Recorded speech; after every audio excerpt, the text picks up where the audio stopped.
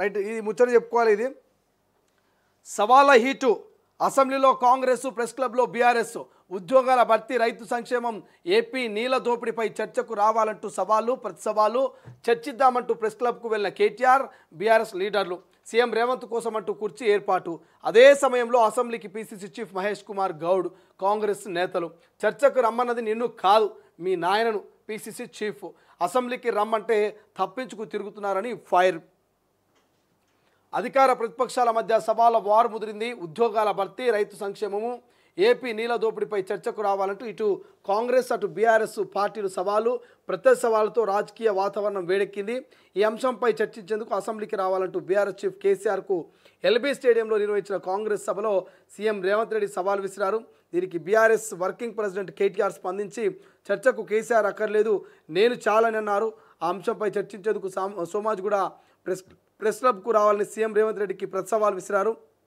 ఈ మేరకు మంగళవారం ఉదయం పెద్ద ఎత్తున బీఆర్ఎస్ క్యాడర్ను తీసుకొని కేటీఆర్ ప్రెస్ క్లబ్కు వెళ్లారు. అక్కడ సీఎం రేవంత్ రెడ్డి కోసం కుర్చీ వేసి చర్చకు రావాలంటూ డిమాండ్ చేశారు. దీనికి కౌంటర్గా అదే టైంలో PCC chief Mahesh Kumar Goud, MLC Addanki Dayakar, Balmoor Venkat, ఎమ్మెల్యేలు ఖమ్మంపల్లి సత్యనారాయణ, రామ్మోహన్ రెడ్డి అసెంబ్లీకి చేరుకున్నారు. అసెంబ్లీలో చర్చకు రావాలని కేటీఆర్కు సవాల్ విసిరారు.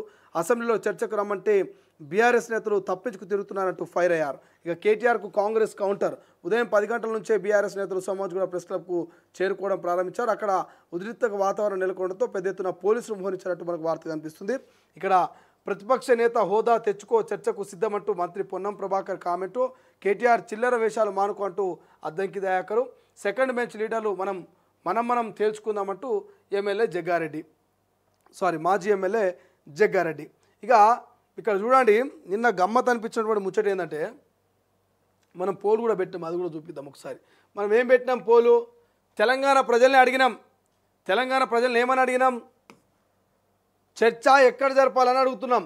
అసెంబ్లీలోన ప్రజల చేత ఎన్నుకోబడినటువంటి పాలకులు మరి అసెంబ్లీలో చర్చిస్తే బాగుంటుందా, లేకపోతే ప్రెస్ క్లబ్లో చర్చిస్తే బాగుంటుందా అని మనం చర్చ గురించి పెట్టాం. చర్చ ఎక్కడ జరగాలంటే 85% మంది తెలంగాణ ప్రజలు చర్చ జరగాల్సింది అసెంబ్లీలో, కానీ మరి ప్రెస్ క్లబ్లో కాదు అని చెప్తున్నారు. చర్చ ఎక్కడ జరగాలంటున్నారు?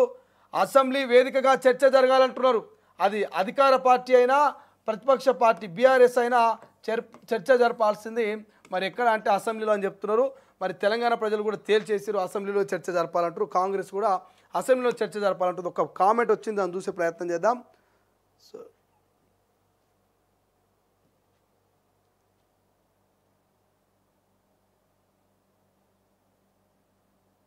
ఇక ఇది మరీ ఎక్కువ బూతులు ఉన్నాయి, కానీ దీన్ని మనం వదిలేద్దాం. దీన్ని మరీ ఎక్కువ బూతులు ఉన్నాయి, దాన్ని చదివి మీకు వినిపించలేను. మరి పొట్టు తిరుగుతారు పాపం బీఆర్ఎస్ వాళ్ళను. సో ఇక్కడ చర్చకు సంబంధించి ఆ సవాళ్ళ హీటు నడుస్తూ ఉంది కదా, ఈ సవాళ్ళ వీటి గురించి మనం కనుక డిస్కషన్ చేసుకుంటే, నిన్న చూసినాం ప్రెస్ క్లబ్ను మనం కూడా పోయినాం, తొలివేలు కూడా పోయింది. కేటీఆర్ గారితో పాటు వాళ్ళ నాయకులంతా కూడా ప్రెస్ క్లబ్ వేదికగా అక్కడికి వచ్చారు. ముఖ్యమంత్రికి ఒక కుర్చీ వేసారు. Chief minister, honourable chief minister అన్న కుర్చీ మీద 4 రాతలు కనబడతా ఉన్నాయి. ఇక వెయిట్ చేస్తున్నారు. వెయిట్ చేసి ఇక మైక్ అందుకొని కేటీఆర్ గారు ఇక సవాలు విసిరిరు. ఢిల్లీకి పారిపోయారు. మేము సవాల్ను స్వీకరించి ప్రెస్ క్లబ్కి వచ్చామని చెప్పేసి కేటీఆర్ గారు చెప్తున్నారు. ఇక్కడ కేటీఆర్ గారు ఆలోచించాల్సినటువంటి అంశం, కేటీఆర్ గారు కరప్షన్ చేసుకోవాల్సినటువంటి అంశం ఏముందంటే, రేవంత్ రెడ్డి గారు ఎక్కడ కూడా ప్రెస్ క్లబ్ వేదికనో లేకపోతే గన్ పార్క్ వేదికనో వాళ్ళు చర్చకు రమ్మని చెప్పలే. ముఖ్యమంత్రి రేవంత్ రెడ్డి ఆయన ఎంతసేపు అసెంబ్లీలో చర్చిద్దాం, ఢిల్లీలో మోడీ అయినా మరి గల్లీలో కేడీ అయినా మరి అసెంబ్లీలో చర్చిద్దాం వ్యవసాయం మీద అని చెప్పేసి ఆయన ప్రెస్ క్లబ్ వేదిక అయినా లేకపోతే ఇతరితర సమావేశాల వేదిక అయినా చెప్పినటువంటి ముచ్చట. ఇక రెండవ అంశం, ఆయన సవాలు విసిరింది కేసీఆర్కు. ప్రధాన ప్రతిపక్ష నాయకుడు, మాజీ ముఖ్యమంత్రి, మరి సుదీర్ఘమైనటువంటి రాజకీయ అనుభవం కలిగినటువంటి వ్యక్తి, 10 ఏళ్ల పాటు తెలంగాణ ప్రజలకు పరిపాలన అందించినటువంటి వ్యక్తి మరి కేసీఆర్ గారికి సవాలు విసిరితే పాపం కేటీఆర్ గారు ఇక నాకే సవాలు విసిరినేమో, నేనే భవిష్యత్తు ముఖ్యమంత్రినేమో, నేనే భవిష్యత్తు ప్రధాన ప్రతిపక్ష నాయకునేమో అని ఊహించుకున్నట్టు సార్. రాత్రి కలగనట్టున్నాడు. ఆయనే ప్రధాన ప్రతిపక్ష నాయకుడిగా, ఆయనే మాజీ ముఖ్యమంత్రిగా కేటీఆర్ కలగనట్టున్నాడు, ఊహించుకున్నట్టున్నాడు. ఇక సవాలు కేసీఆర్కి విసిరితే కేటీఆర్ ప్రతి సవాలు విసిరి ప్రెస్ క్లబ్కి వచ్చాడు.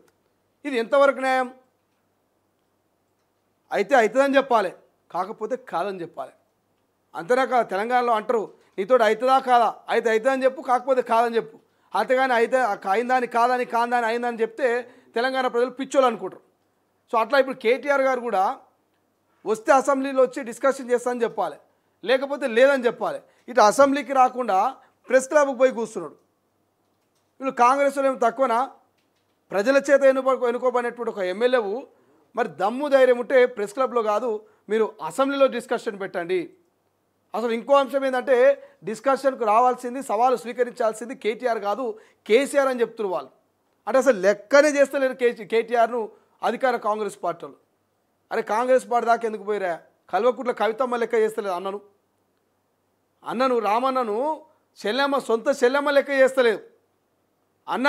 మరి సవాలు విసిరి అన్న ఇక్కడ డే టు టైము 3 రోజుల ముంగల ఫిక్స్ చేస్తే అక్కడేమో ఢిల్లీకి పోయింది, కవితక్క ఢిల్లీకి పోయింది. ఈడ అన్న సవాల్కు మద్దతు ఇయ్యలే, అన్న చర్చకు మరి ఆమె మద్దతు తెలపలే. జాగృతి నాయకులు ఎవరు కూడా నిన్న కేటీఆర్ ప్రెస్ క్లబ్ కార్యక్రమంలో కనిపించలే. అక్కనేమో కవితక్కనేమో ఢిల్లీకి పోతే రామన్ననేమో ఈడ గలీలో ఉన్నటువంటి ప్రెస్ క్లబ్లో కూర్చుంటున్నాడు.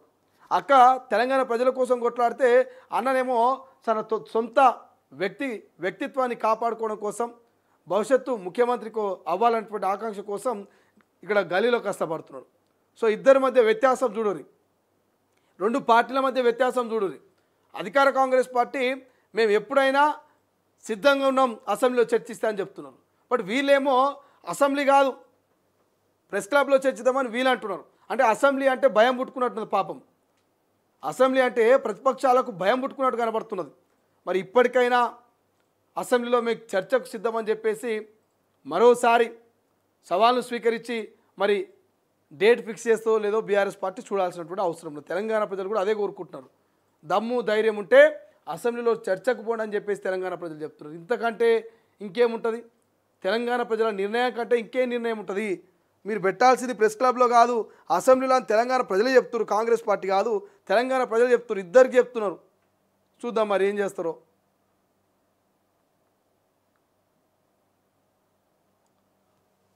రైట్, దిశలో చూస్తే